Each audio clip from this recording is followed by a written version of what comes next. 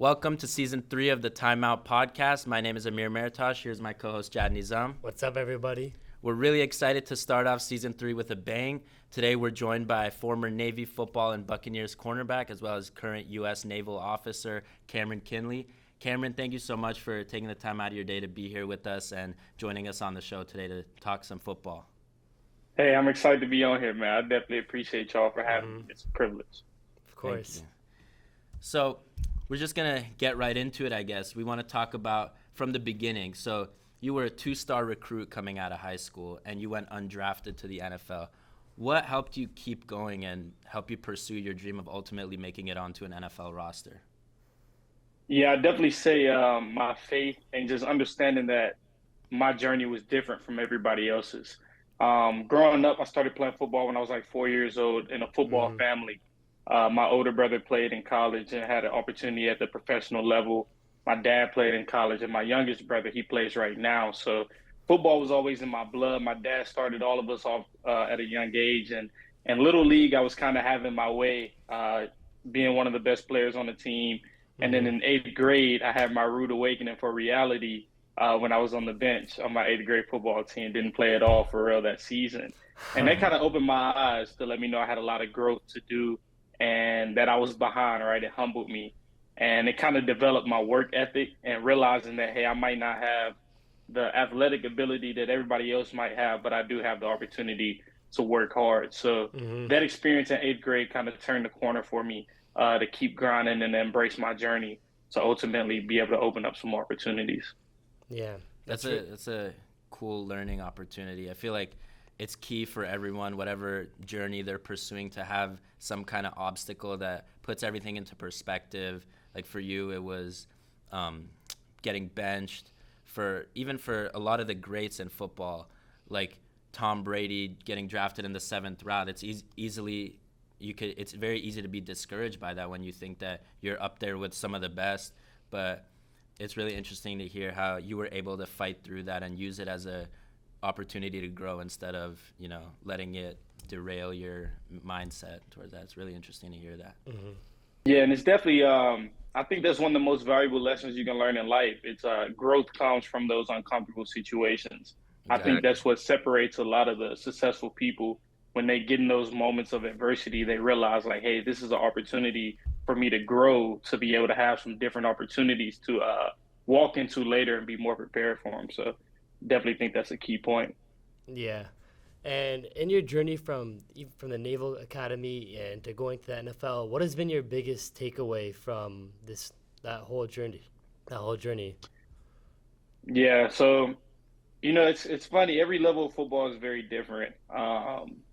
And when you've been doing something for your whole life, almost, well, really more than the majority of your life, right? So more than 80%, I've been playing football. You learn a lot of lessons. Football has probably been one of the biggest teachers in my life outside of my family and my faith. And what I saw that was coming from Little League to middle school to high school, college, and ultimately the NFL was that at every level, difficulties arise, right? Like every level, you're able to get to the top and then you get to the next level and there's new problems. So I remember coming out of high school, being a state champion, right? Being a team captain and getting to the Naval Academy. As all high school athletes, high school recruits, when they get to college, they have these big goals, big dreams. Like you have this whole fantasy in your head of how it's going to be. And I remember getting the Navy and playing scout team my freshman year. After messing up in the game, I got moved down to scout team.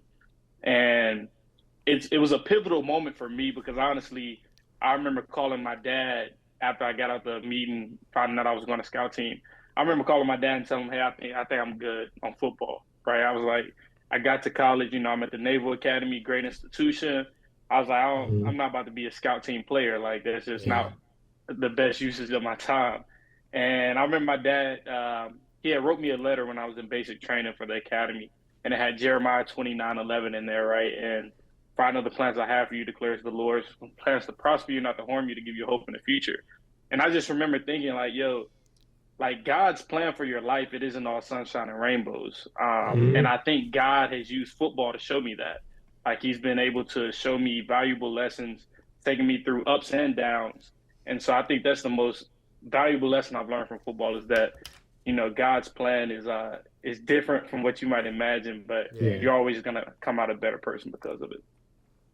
So So interesting. you spoke about speaking with your dad about football and how speaking with him helped you, and you also mentioned your faith.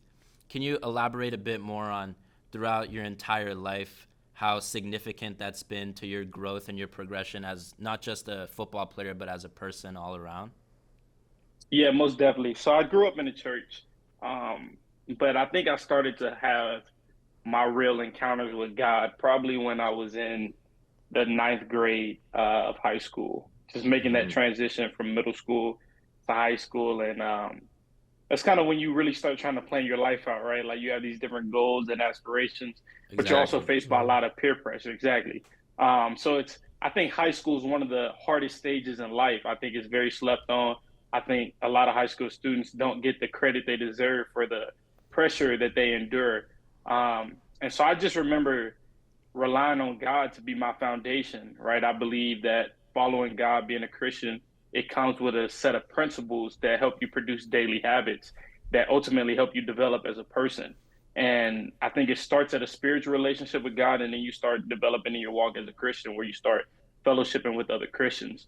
But God he's been my guiding light. That's who I go to for answers when I'm in times of trouble, when I'm in times of confusion. Like I go to the Bible to give me that foundation, something that's firm, something that's never going to disappear, to remind me, like, hey, God placed you here for a reason.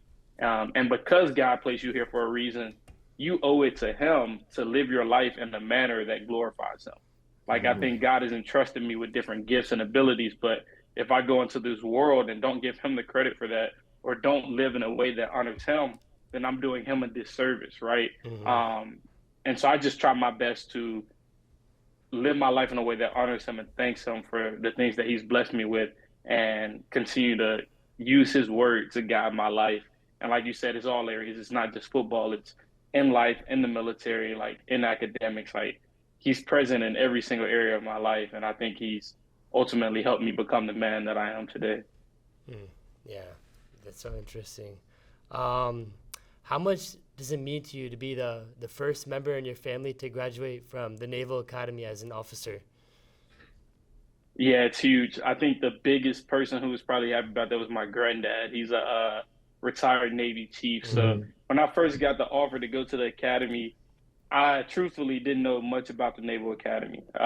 When I saw Army Navy play, I always thought it was like actual people in the military. I didn't know they were college students. So when Navy offered me, I was like, cool, right? I had my eyes set on a couple other schools, but my granddad, I would always go to his house, him and my grandma, and he would just sit down and tell me sea stories and tell me about the life that the Navy created for him and what it brought him out of, to be able to support and provide for his family. And it was interesting. And then I had some teachers at my school like, hey, this is an opportunity you need to look into. But probably my most proudest moment was when I graduated and commissioned, and my grandfather was my first salute.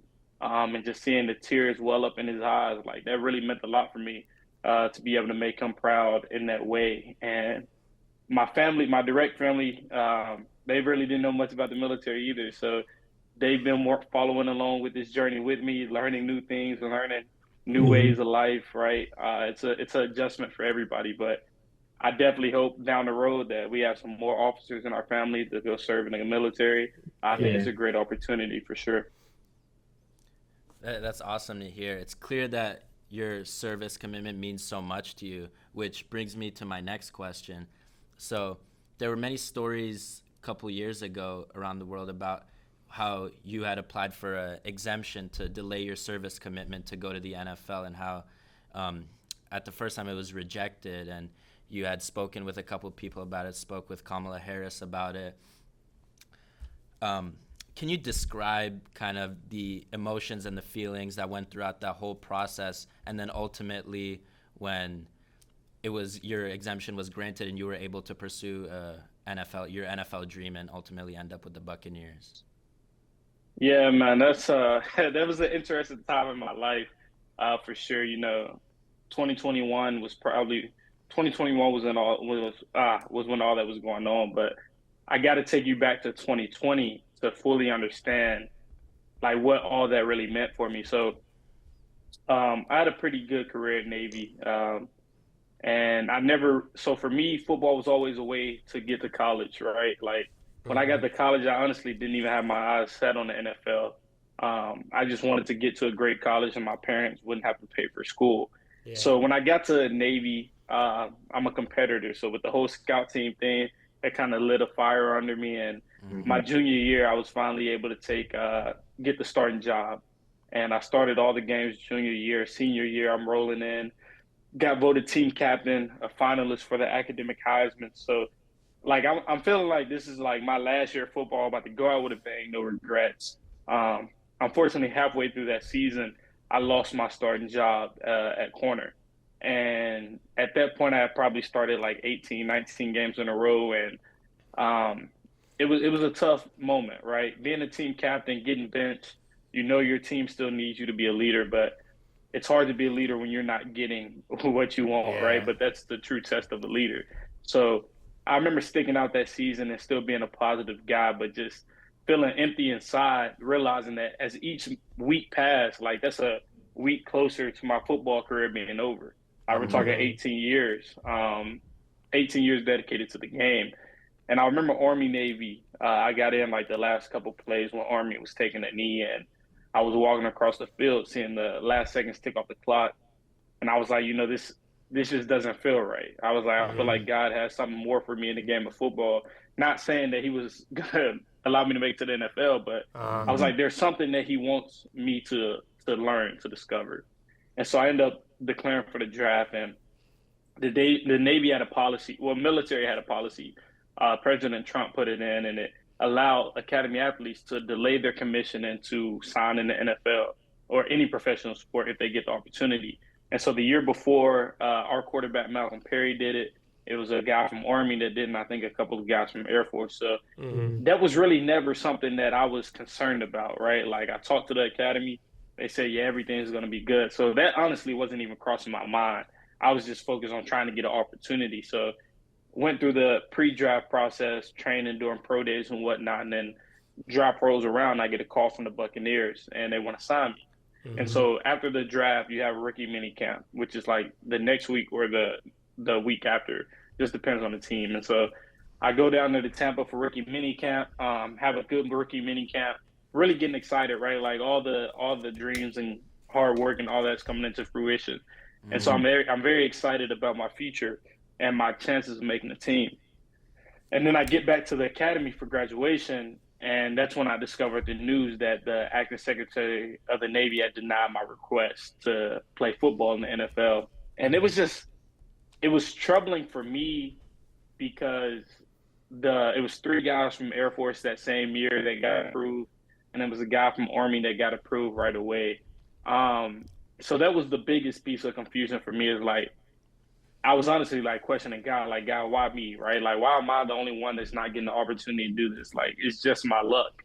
And I also knew that I was undrafted. So now I was going to miss OTAs. Now I was going to miss mandatory minicamp, like the workouts. Like I needed all of that to help my chances of making the team.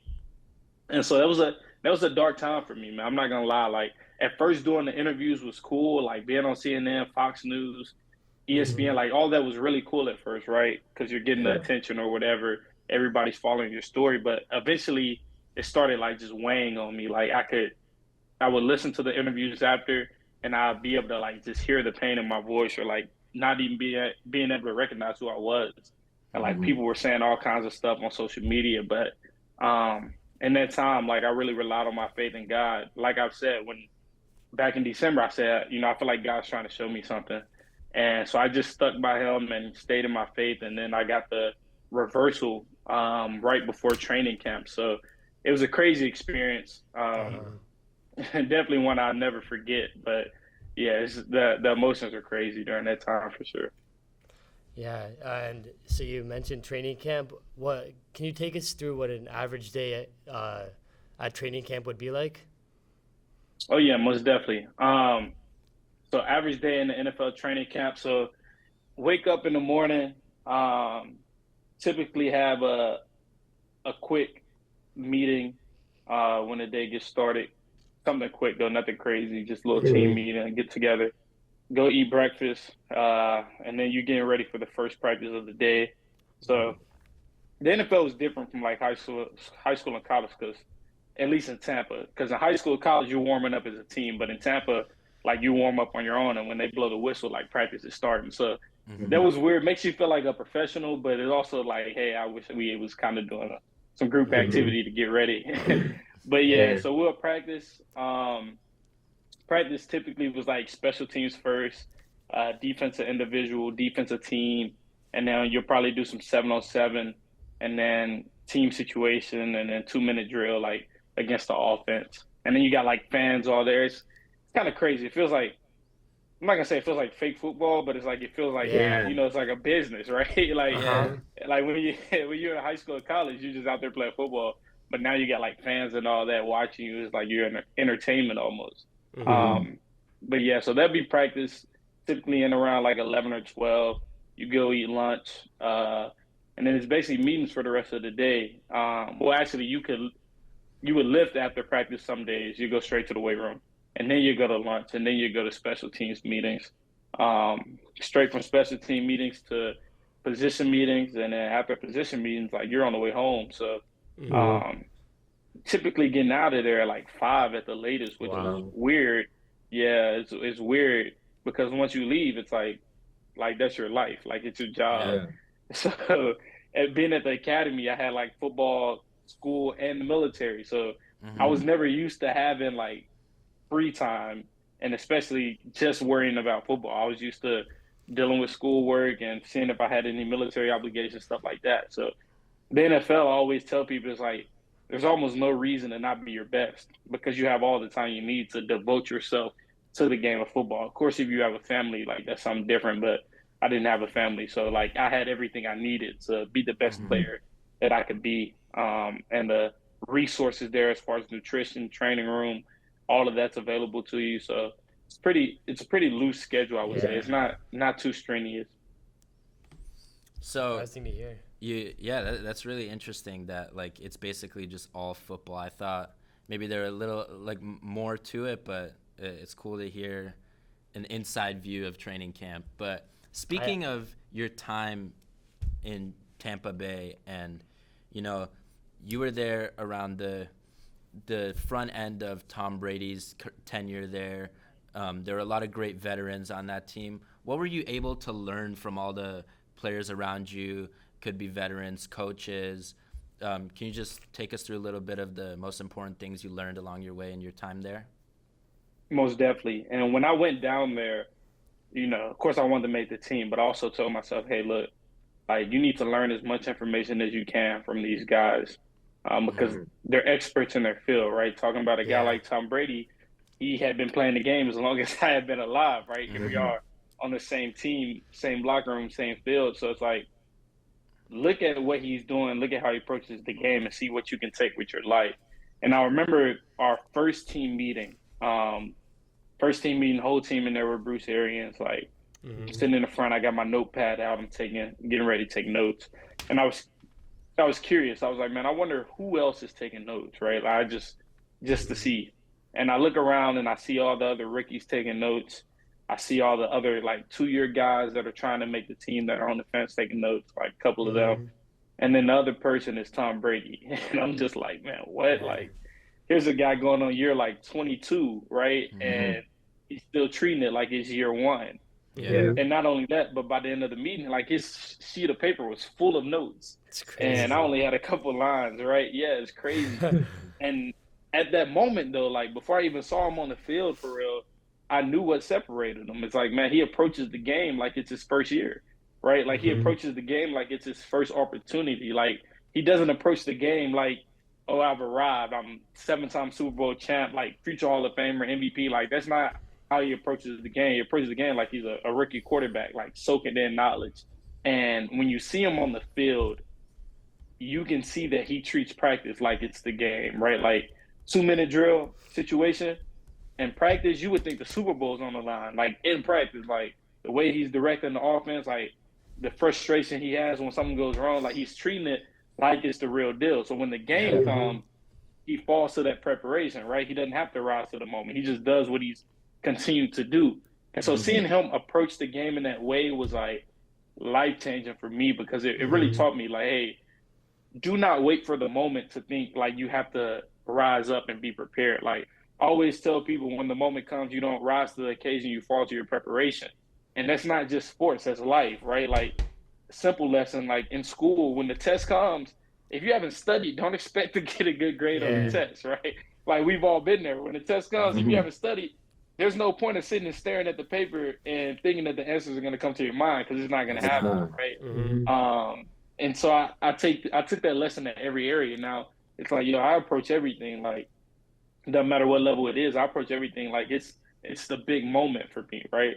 Like in the military, I tell my sailors all the time, like, hey, we're not in conflict right now, but when conflict comes, if we don't treat it like we're in conflict right now, when conflict comes, we're doomed, right? So treat this serious, like treat this like we're in a situation. And so when the big moment comes, it's clockwork for us. We don't feel that pressure. Like, the pressure motivates us rather than crush us. And then the other guy that I learned a lesson from, which is very controversial, right? He's very controversial, Antonio Brown, right?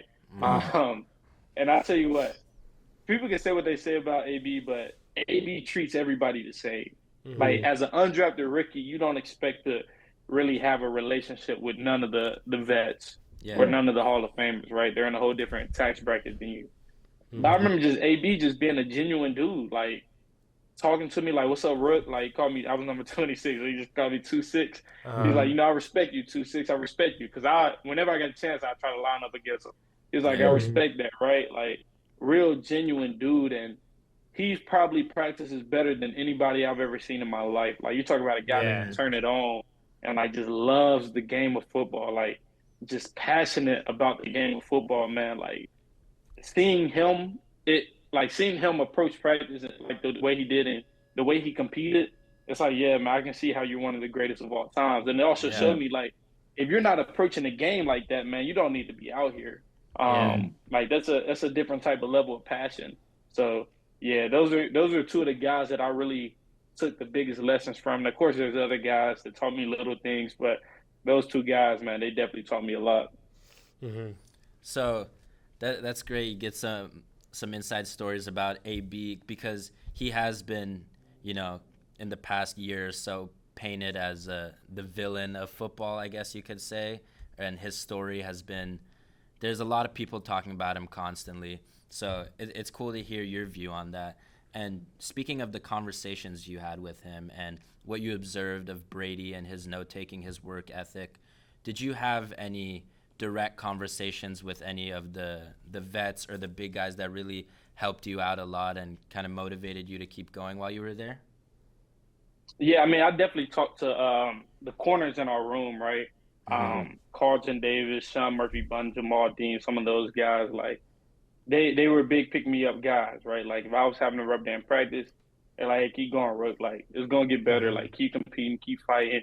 After practice, we would always get together to help me out on technique. So it's little things like that. I didn't have any, like, real intimate conversations with anybody that just stick with me, but it was just little subtle pick-me-ups that helped me keep moving, helped me keep going along. I really got close to the rookies, like KJ Britt. He's a linebacker down there. That's probably who I was closest to on the rookie side. And I just remember we used to have a lot of conversations. We used to hang out a lot on the side. And, we were different situations, right? You drafted in the 4th round. I'm undrafted. Like, I'm super nervous. Like, he's just kind of relaxed. And he just used to always tell me, like, man, just relax and play ball. Like, let it come to you. But like I said, my older brother played in the NFL. So that's really who I was talking to a lot during that time. And I knew he had experience with going through training camp, getting cut, getting signed with another team, whatever. But he kind of just always told me, man, let it happen. Like, that was his big thing, was let it happen. Like, let the plays come to you, let the moments come to you. Just be out there, have fun, be relaxed. Like, him, my dad, like my little brother, like, they were all in my ear. But it's hard. It's trying to make an NFL roster is probably one of the hardest things to do, and it's a lot of pressure, being the underdog. So it was hard, man. Like, I look back at that time sometimes, and I wish I would have taken in the moment more. But I will honestly say, like, when I went back down to Tampa the second time, I was very nervous. I felt a lot of pressure because the world had been following my story. So it was like, hey, if I don't make the team, like everybody's gonna know, right? I can't let it slide under the radar. And I wish I hadn't been focusing on that. I wish I would have been focusing on embracing everything more, like having those conversations and trying to build these relationships rather than just worrying about what the outcome will be. Yeah.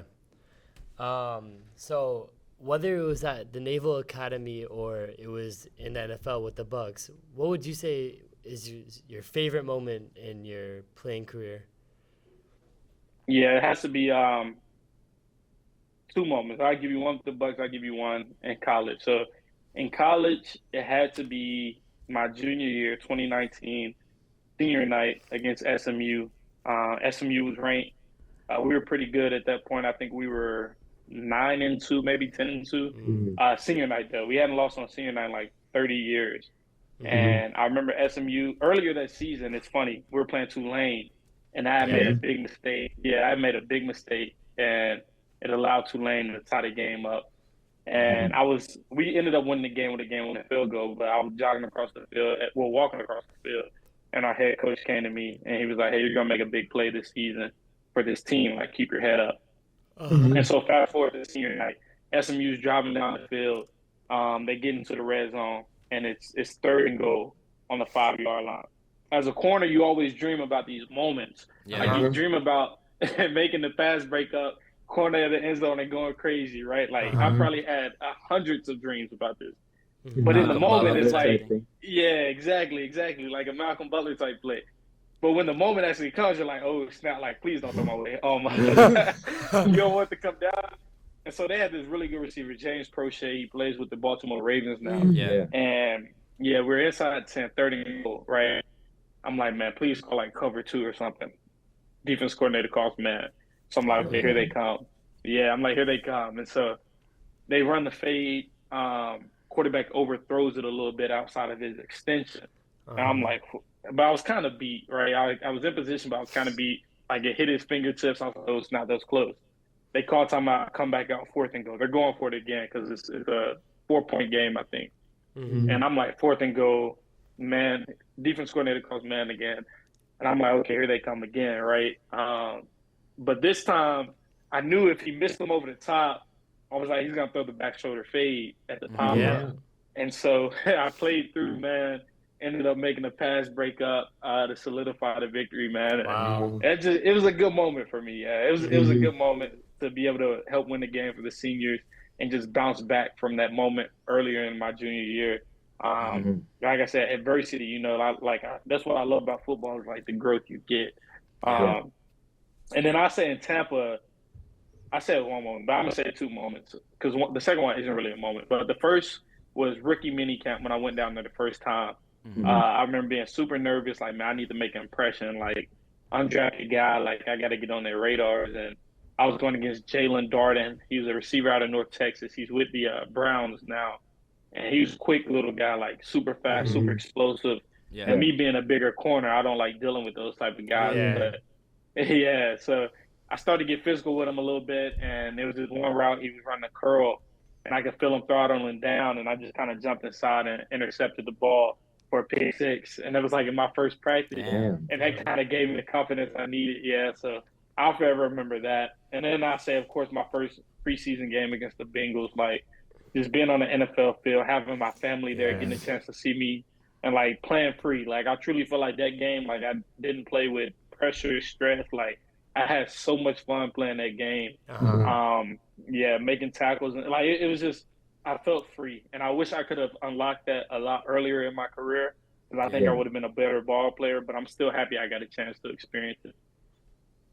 That's awesome to hear. I know, like you said, Jalen Darden's a really shifty guy. I believe he scored that game winner against the Jets a couple years ago, correct? Yeah, so you're actually talking about oh, no, I'm thinking about Cyril Grayson. Yeah, sorry, my mistake. Nah, you're good. I went against him too. That guy was fast. Yeah. Like, he didn't even play football in college. He was a track star in college. What are you talking about, speed? Yeah, it's crazy. Yeah. I've used Jalen Darden a couple of times in Madden. He's crazy. But so you spoke about how you wanted to unlock that level of freedom earlier in your career and all these different things. And you've spoken in the past online about how tough it is to keep your body in shape when you have to balance football with your military commitments. So at this point in your career, would you say that you're done pursuing an NFL career, or would you leave that door open maybe for the future? I think my playing days are over, man, and I'll tell you why. It's interesting because everybody always asks, like, how do you know when to walk away from the game? Mm-hmm. And I think, for one, the only reason I would probably play today is not even because of the passion of the game; it's for the notoriety and the money. So that already lets me know my motives are wrong. But Yeah. I also feel like I gained everything I needed from football. Okay. Like I told you, my goal with football was to make it to college. Once I got to college, everything was a bonus, right? Mm-hmm. Like here I am with the opportunity to walk away from the game healthy. It's like I'm not gonna keep putting God to test. Like God allowed me to experience things in football that less than 1% of people get to experience that play the game. And I feel like I found a new purpose, right? Like I like to pour into the lives of other people through inspirational and motivational speaking with my journey, right? And I fully believe that the lessons I learned from football are going to carry me for the rest of my life, but now it's time to transition. And that doesn't mean I'm not going to go coach one day like I coach at a local high school here where I'm at. But I feel like my role has changed in the game. And probably the most valuable lesson, because the transition is hard.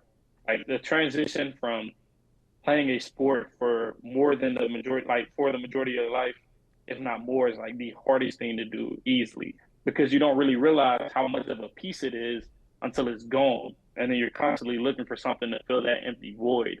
But what this has all taught me now is that the value in life is in a purpose. It's not in a position, right? Mm-hmm. And so my position of playing the game of football has changed. That's no longer my position, but my purpose, right? Like football was a way for me to glorify God using my abilities.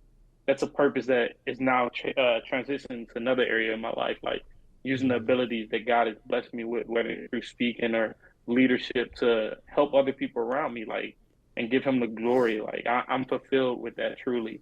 And it took me a minute, but I'm comfortable saying that my playing days are over. And I also don't think my body is ever going to be back in that same shape. Well, thank you for speaking with us today, Cameron. We had an awesome time talking to you, learning stuff from you, and hearing your views on specific things that have happened along your journey. We really appreciate you helping us start season 3 of the Timeout with a bang. I'm Amir Meritosh. That's Jad Nizam. Thank you to Cameron Kinley, and we'll see you guys next time out. Thank you.